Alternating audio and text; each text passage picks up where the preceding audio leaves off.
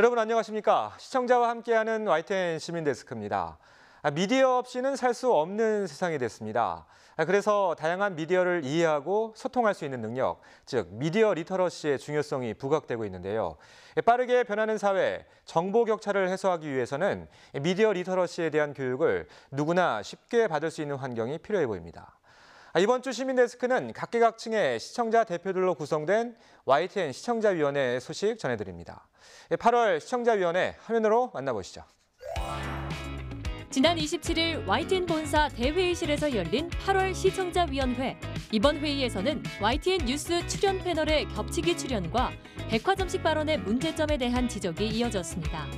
또 한일 관계를 읽어나가는 국제뉴스의 중요성, 그리고 조국 후보자에 대한 언론 보도의 문제점을 놓고 열띤 토론이 이어졌는데요. 시청자위원들의 목소리 직접 들어보시죠.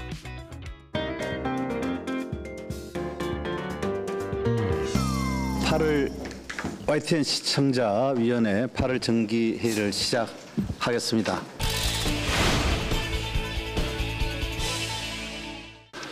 오늘 참 얘기할 주제가 상당히 많은데 첫 번에 출연 패널에 대한 의견인데요. 일부 패널분들이 말씀하실 때 사실은 사실과 다른, 사실이 아닌 그런 얘기를 스치고 지나가는 것처럼 들으면 제대로 알지 못하는 사람은 그게 사실인 것처럼 듣는 경우도 종종 있습니다. 그래서 물론 이제 방송국에서 패널분들을 섭외하고 이렇게 모셔올 때 그런 부분을 충분히 이렇게 좀 하고 하시겠지만 그런 부분을 좀 간과하지 마시고 좀 더 치밀하게 확인하고 할 필요가 있다라는 말씀을 드리고요.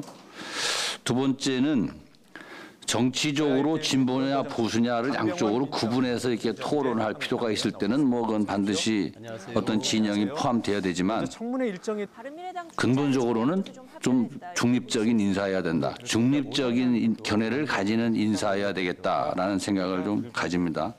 그런데 그런 것은 다른 분들이 이렇게 소위 정치적 성향이 다른 사람이 볼 때는 상당히 반감을 일으킬 수 있고, 예를 들어서 방송국에 왜 저분을 계속 패널로 모셔서 우리 반대편 얘기를 들어야 할까라는 생각을 가질 수 있게 할 수 있거든요. 마지막에는 YTN도 이제 그런 경향이 상당히 많이 있는 걸로 지금 파악이 되는데, 예를 들어서 변호사, 교수, 언론가, 평론가 이런 분들이 이제 주로 패널로 참석을 하지 않습니까? 그런데 그런 분들 중에 이제 겹치기 출연이 너무 많다. 결론은 겹치기 출연이 어쩔 수 없는 어떤 전문 분야 분들이 이런 인력풀이나 그런 분들이 없을 때는 상관없겠으나 너무 겹치기 출연이 겹치면 좀 편향적인 어떤 그런 의견이 나올 수밖에 없고, 그런 부분에서 좀 더 넓은 그런 인력풀을 좀 활용해서 겹치기 출연 비율을 좀 낮출 필요가 있다. 서로 다른 조건이나 환경을 가진 사람들 누가 보더라도 이것에 불편함을 느끼지 않게, 어떤 정치적인 성향을 가지고 있는 사람들도 불편하게 느끼지 않게 어떤 정보를 전달하는 것, 이것을 이제 공정성이라고 한다면, 최근에 YTN 뉴스에서 어떤 정치적인 사안이나 국제적인 사안을 다룰 때 여와 야의 국회의원을 함께 제 패널로 모은다든지, 특히 제가 조금 긍정적으로 봤던 것은 노정면의 더 뉴스에서 1대1 미니 토론을 하면서 더불어민주당 의원과 바른미래당 의원 두 분을 모셔서 이 화이트리스트와 관련한 이런 이야기를 나눈다든지, 이렇게 할 때 한일 양국의 관계를 다룬다든지, 이런 이야기들을 할 때에 어느 한쪽에 치우치지 않은 그런 의견을 접할 수 있게 했다는 점은 좀 긍정적이었고, 또 주제의 면에서도 화이트리스트라고 하는 것을 대부분 경제적인 입장에서만 보는데, 그것뿐만 아니라 그것에서 파생되는 어떤 양 국민의 정서라든지, 이 화이트리스트라고 하는 것과 관련한 국제법, 국내법 이런 것들을 좀 폭넓게 다룬 것들은 또 긍정적으로 받아들여졌습니다. 화이트리스트. 또 지소미아 이런 것들은 사실은 바삐 살아가는 그 일반인들은 잘 알 수 없는 용어들이거든요. 그래서 이런 용어들이 나올 때 방송 언어가 용이성, 쉽게 정보에 접근할 수 있는 그런 요건을 갖추려면 이런 용어들에 대해서 예전에도 제가 말씀드린 바 있지만 조금 쉽게 풀어서 초반에는 조금 전달을 하고 그것과 관련된 세심한 정보들을 이제 전달하는 것이 더 바람직하지 않을까라고 생각을 해보았습니다. 제가 그냥 조금 더 알고 있는 경제 분야의 패널들의 어떤 전문가 구성 그런 측면에서는 상당히 좀 뭐 개선되는 모습들이 보이고 있다. 그래서 오히려 과거에 한 출연자가 패널로 나오셔가지고 이거 여기저기 뭐 이렇게 다양한 이슈에 대해서 뭐 이렇게 만물박사처럼 이렇게 이야기를 하는 그런 모습은 조금씩 사라져가고 있는 뭐 그런 느낌이라 뭐 긍정적으로 저는 평가를 합니다. 물론 뭐 그 와중에서 최근에 그 정치적이거나 뭐 또 한편으로는 사고가 편향된 그런 발언들이 나오기도 하는데 사실 이게 뭐 그 전문가들이라고 해서 그 자기 주장이 없는 게 아니거든요. 그래서 이 주장을 하다 보면 뭐 생각이 다른 분들은 굉장히 불편한 이야기가 나올 수가 있는 뭐 그런 여러 가지 지금 뭐 사회가 이제 그런 모습을 가지고 있어서 어떻게 할 수는 없습니다만은 이 진행의 구성을 함에 있어서 어떤 주장보다는 그 이슈에 대한 설명에 대한 시간을 좀 더 할애가 될 수 있도록 그렇게 보완을 해주는 방법이 어떨까 생각이 됩니다. 특히 한일 관련 보도를 보면 뭐 다른 보도도 비슷합니다만은 외국 언론의 보도 내용을 여기서 또 한 번 더 보도를 하는 뭐 예를 들어서 산케이 신문에서 이렇게 말했다 아니면 뭐 마이니치 신문에서는 이렇게 이야기를 했다 이렇게 그 외국에서 보도된 내용을 뭔가 사실이라고 가정을 하면서 보도를 하는 그런 태도가 목격이 되는데 가급적이면은 거기에서 어떤 전문가가 그 신문에서 뭐 이렇게 말을 했다든지 그래서 그 신문의 의견이 아니라 그 신문에서 인용된 전문가의 의견이다. 우리가 이제 그런 시대에 살고 있는 것 같습니다. 워낙 그 정치적으로 이 양분화라고 해야 되나요? 양극화가 점점 진행이 되는 사회에 있고 또 한편으로는 굉장히 사회가 또 한편으로 투명해지면서 그 투명한 것이 점차 이제 그 피로감으로 다가오는 그런 사회가 이제 되어가고 있다 그런 얘기도 있는데 그런 관점에서 이 공공성을 생각하지 않을 수 없는 언론에서는 조금 더 이렇게 좀 진중한 자세를 좀 보여줬으면 하는 것이 시청자로서의 바람이라고 할 수 있겠습니다. 시청자 센터장님께서 회의 시작 전에 시청자 전화 의견이나 불만 유형 이런 거 말씀을 해주셨는데 시청자가 인터넷이나 또는 전화로 제기하는 건의 및 불만 사항에 대해서는 적극적으로 반영하고 개선해서 변화된 모습을 시청자에게 보여주는 게 필요하다고 생각합니다. 인터넷이나 전화로 불만을 제기하는 시청자는 그만큼 YTN에 대해서 애정이 많거나 또는 YTN의 방송 내용을 굉장히 주의 깊게 본다는 그런 반증이거든요. 불만을 제기하는 시청자들이 모든 시청자들의 의사를 대변한다 이런 인식을 가지고 진정성 있게 그 불만 사항을 대하면서 불만 사항을 적극적으로 개선을 해나간다면 오히려 불만 그룹이 열렬한 YTN의 지지그룹으로 변하게 될 것이다. 저는 이렇게 생각을 합니다. 그 다음에 조국 법무부 장관 후보자 인사청문회에 관해서 말씀드리겠습니다. 공직 후보자에 대해서 일반인과 달리 도덕성이나 공직 수행 능력에 대해서 철저한 인사 검증이 필요하다는 것은 뭐 누구도 부인하지 않을 것입니다. 지금 조국 후보자는 장관직 수행에 대한 의지를 밝히면서 재산과 비례하는 벌금, 차등 등 정책 구상을 밝히고 청문회가 무산되면 직접 설명을 기회를 찾겠다 했는데 지금 청문회 과정에 있어서 여러 가지가 소명이 되겠지만 그 이전에 YTN 입장에서는 무분별한 사생활 파헤침에 대해서 청문회 목적을 상실하고 지나친 사생활 폭로적으로 가는 건 아닌가 하는 그런 우려에 대해서 언론 본연의 목적을 늘 기억하면서 정확한 팩트 확인을 해서 시청자들에게 정확한 정보 제공을 더욱 철저히 하는 게 필요하다 이렇게 생각을 합니다. 이제 겹치기 출연이 너무 많다. 전달하는 정보나 내용의 질도 낮게 느껴지고 또 거기에 대한 의견은 또 어떻게 생각하시느냐.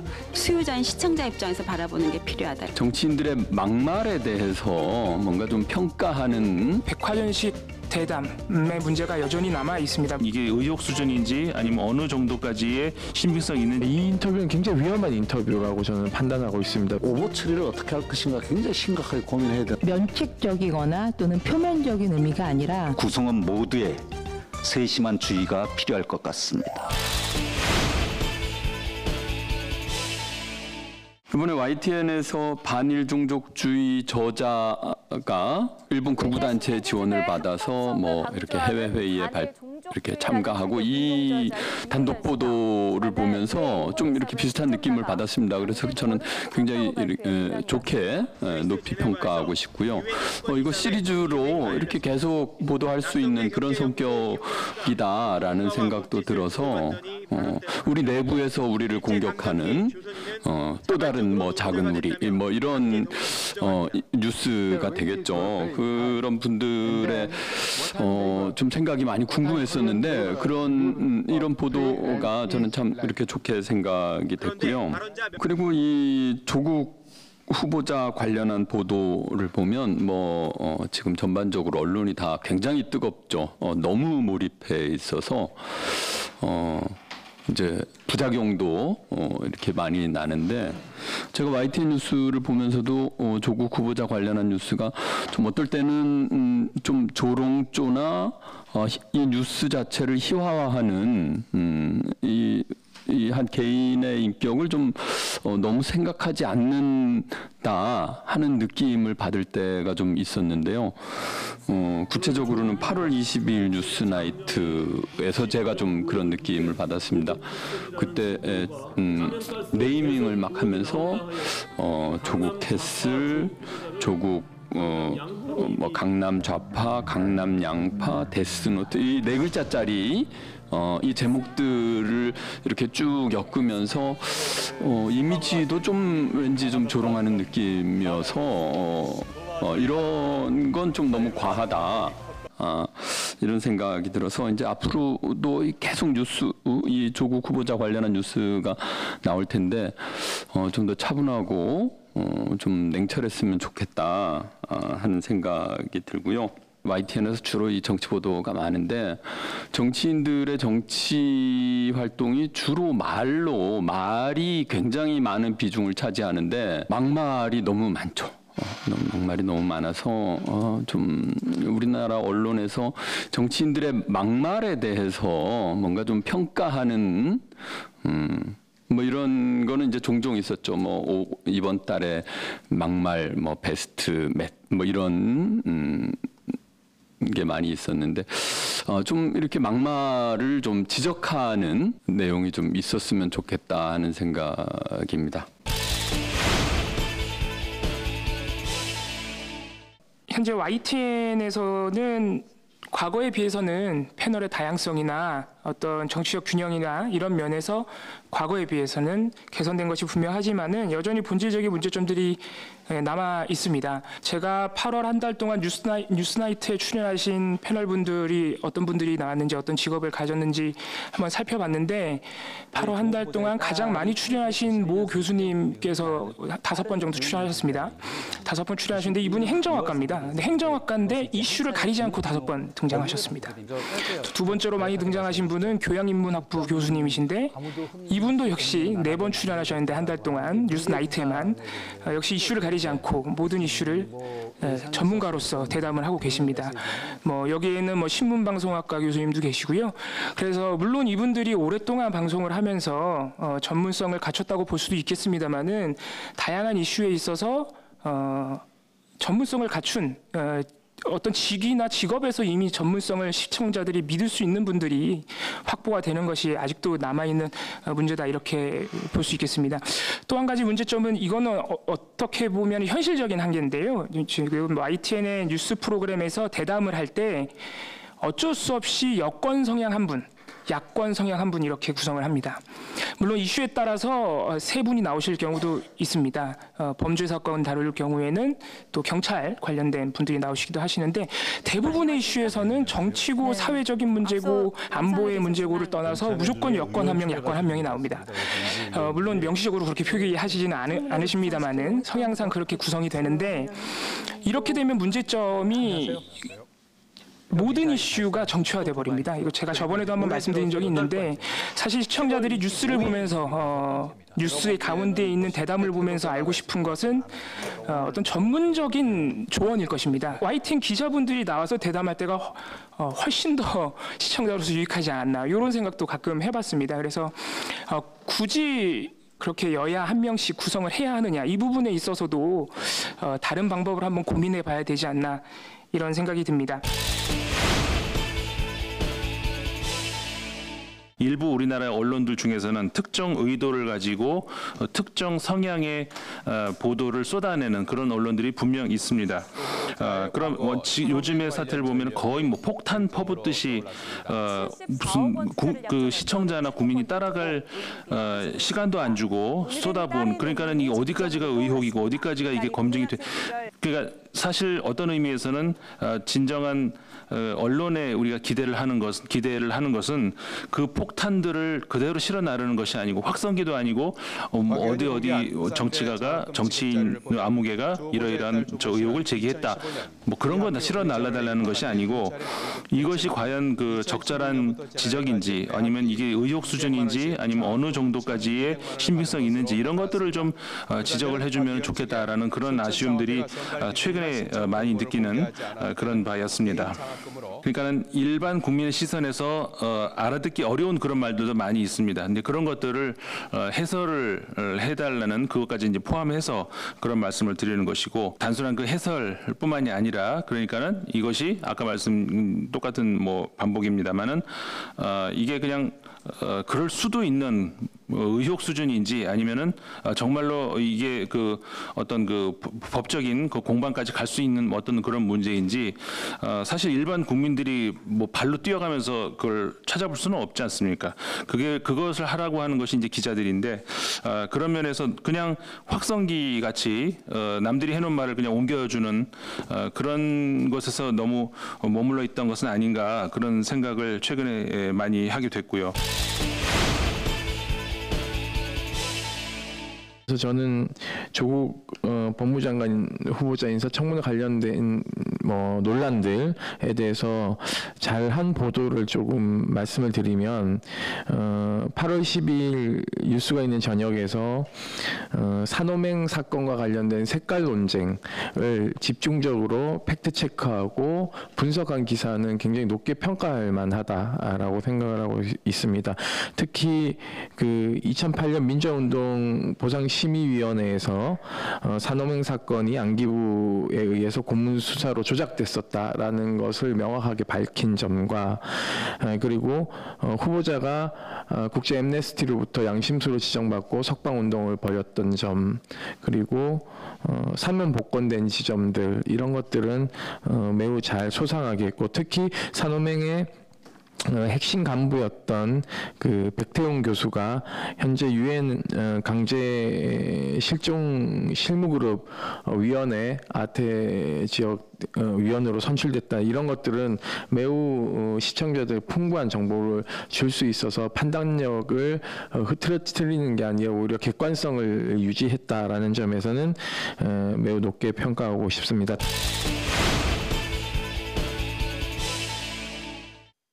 저도 몇 가지 말씀을 드리겠습니다. 패널과 관련해서는 뭐 그런 점도 있지만 가장 큰 불만은 이것을 자신의 출세의 사다리로 활용하는 사람들이 너무 많다는 거. 그걸 어떻게 가려낼 것인가라는.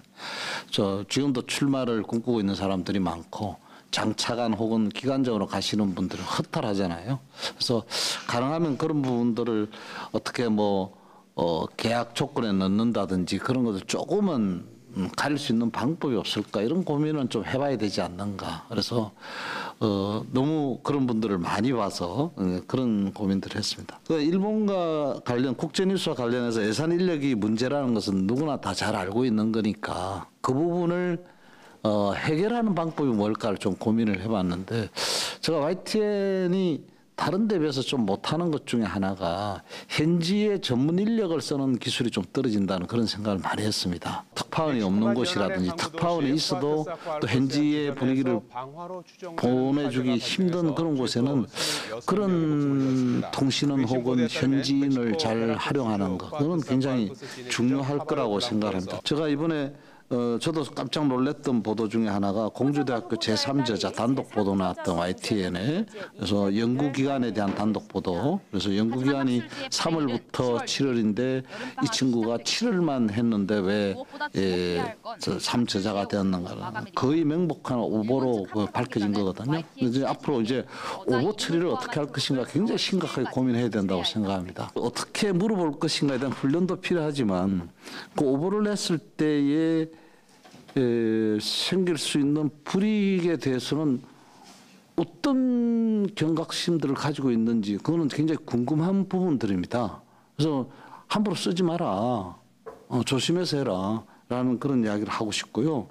저는 이렇게 언론이 많은 담론들을 양산해내는데 왜 언론은 이야기를 이야기하지 않지? 잘못된 보도가 있으면 남의 보도가 잘못됐다라고 이야기도 하고 이야기를 해야 되는 것 아닌가요? 근데 거의 없더라고요. 계속 경쟁하는 거죠. 누가 더 많이 만들어내냐라는 거죠. 누가 더 조심하냐는 경쟁이 아니고 누가 더 많이 만들어내는. 그래서 저는 YTN은 그 부분에서 조금 더 성찰적이었으면 좋겠다. 메타 보도라고 그럴까요? 보도에 대한 보도를 좀 하고 우리가 뭐 옴부즈만이나 이런 걸 통해서 하기도 하겠지만 그런 저널리즘 내에서도 그런 것들이 좀 있었으면 좋겠다라는 그런 제안을 드리고 싶습니다. 오늘 걱정해 주신 내용들 여전히 잘 기록들 했고요.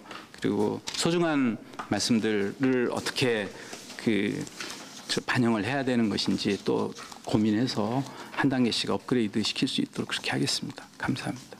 장시간 모든 분들 고생하셨습니다. 마치겠습니다. 수고하셨습니다. 네. 수고하셨습니다.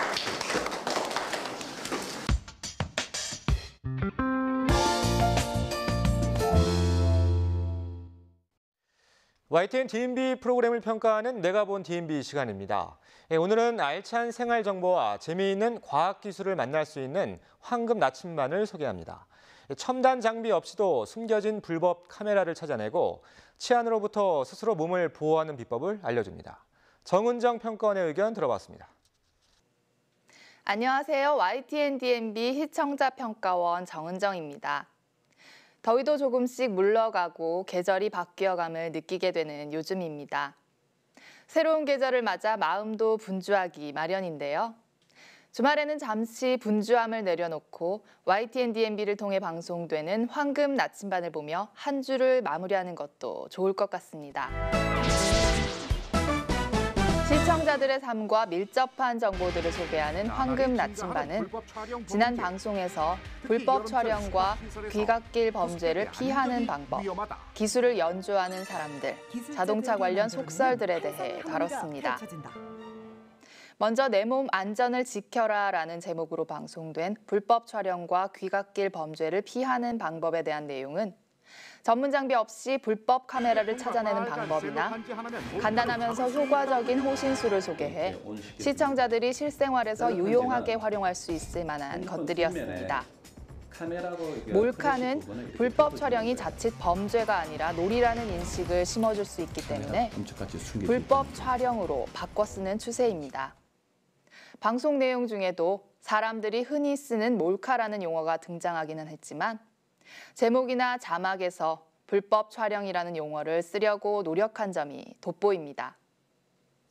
호신용 스프레이를 만드는 방법을 소개하는 부분에서는 직접 만든 호신용 스프레이를 뿌리고 고통스러워하는 제작진의 모습이 담겨 조금 위험해 보였습니다. 시청자들이 방송을 보고 따라할 수 있기 때문에 호신용 스프레이의 위험성이나 보관 기간 등에 대해서도 언급해주는 것이 필요했다고 생각합니다. 두 번째 코너인 기술자들에서는 기술을 연주하는 사람들이라는 주제로 피아노 조율사와 우쿨렐레 제작자가 등장했습니다. 피아노와 우쿨렐레의 아름다운 소리 뒤에 숨어있는 피아노 조율 과정과 우쿨렐레를 제작하는 모습을 볼 수 있어 신선한 즐거움을 느낄 수 있었습니다. 마지막으로 과학 다반사에서는 자동차와 관련된 속설들을 소개했는데요. 자동차 리모컨 수신거리, 썬팅의 효과, 졸음운전 방지 등의 내용이 방송됐습니다. 도로 위에서 자동차 리모컨의 수신거리와 관련된 실험을 하면서 안전요원 입회하에 안전하게 촬영했습니다라는 자막을 띄운 것은 적절했습니다. 하지만 해당 실험은 굳이 도로 위에서 해야 하는 것은 아니기 때문에 애초에 일반 공터에서 실험을 진행해도 됐을 거라는 생각이 듭니다. 황금 나침반의 지난 방송은 내용도 알차게 구성되어 있어 30분 남짓한 방송 시간이 짧게 느껴졌습니다. 앞으로도 시청자들에게 유익하면서도 신선한 자극이 되는 소재를 많이 다뤄주기를 바랍니다.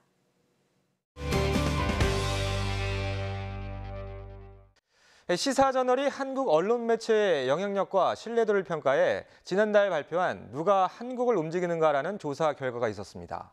YTN은 영향력과 신뢰도, 열독률에서 모두 한 해 전보다 나은 성적표를 받았습니다.